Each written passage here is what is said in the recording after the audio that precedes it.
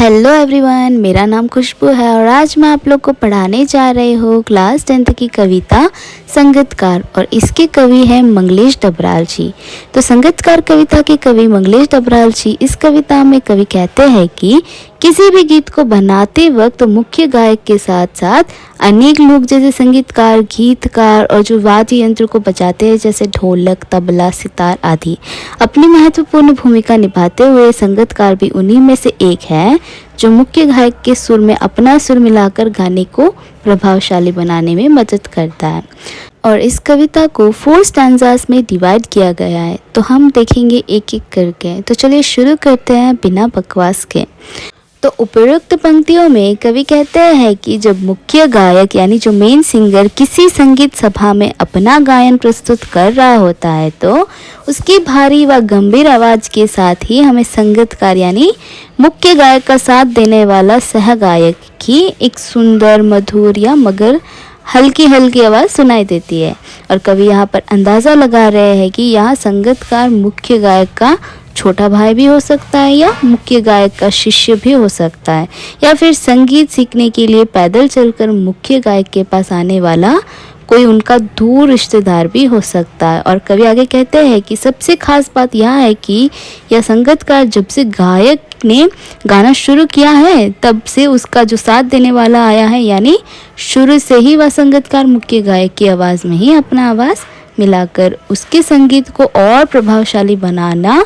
आया है। दूसरे पंक्तियों में कवि कहते हैं कि कभी कभी मुख्य गायक या किसी गाने का अंतर गाने में इतना मगन या तल्लीन हो जाता है कि वह अपने सुरों से ही भटक जाता है, यानी असली सुरों को ही भूल जाता है। ऐसी स्थिति में संगीतकार जो हमेशा मुख्य सुरों को पकड़े रहता है वही उस समय सारी सरगम को दोबारा पकड़ने में मुख्य गायक की मदद कर उसे उस विकट स्थिति में बाहर लाता है। यानी संगीतकार हमेशा मूल स्वरों को ही दोहराता रहता है जब मुख्य गायक गीत गाते हुए सुरों की दुनिया में खो जाता है और अंतर के सुर तान की बारीकियों में उलझकर बिखरने लगता है, वह मुख्य सुरों को ही भूल जाता है।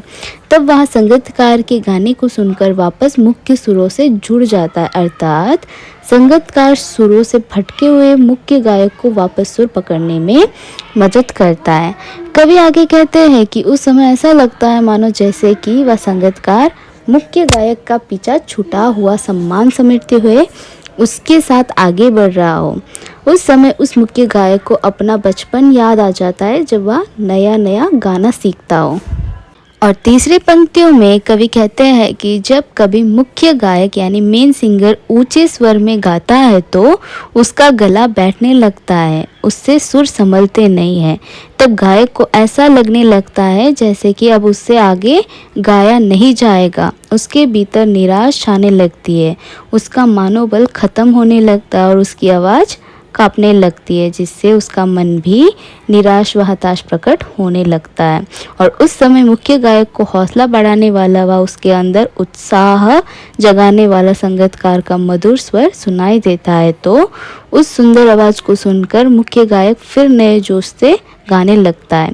कवि आगे कहते हैं कि कभी कभी संगीतकार मुख्य गायक को यह बताने के लिए भी उसके स्वर में अपना स्वर मिलाता है कि वह अकेला नहीं है, कोई है जो उसका साथ हर वक्त देता है, और यह भी बताने के लिए कि जो राग या गाना एक बार गाया जा चुका है उसे फिर से दोबारा गाया जा सकता है। और लास्ट वाले पंक्तियों में कवि कहते हैं कि जब भी संगीतकार मुख्य गायक के स्वर में अपना स्वर मिलाता है यानी उसके साथ गाना गाता है तो उसकी आवाज़ में एक हिचक साफ सुनाई देती है और उसकी हमेशा यही कोशिश रहती है कि उसकी आवाज़ मुख्य गायक की आवाज़ से धीमी रहे। लेकिन हमें इस संगीतकार की कमजोरियां असफलता नहीं माननी चाहिए, क्योंकि वह मुख्य गायक के प्रति अपना सम्मान प्रकट करने के लिए ऐसा करता है, यानी अपना स्वर ऊंचा कर वह मुख्य गायक के सम्मान को ठेस नहीं पहुंचाना चाहता है, और यह उसका मानवीय गुण है। तो दोस्तों, उम्मीद करती हूँ आपको ये वीडियो पसंद आया होगा, तो please like, share and subscribe जरूर करना। और चलिए मिलते हैं अगले वाले वीडियो में, तब तक के लिए खुश रहे, स्वस्थ रहे और मेरे चैनल से जुड़े रहे।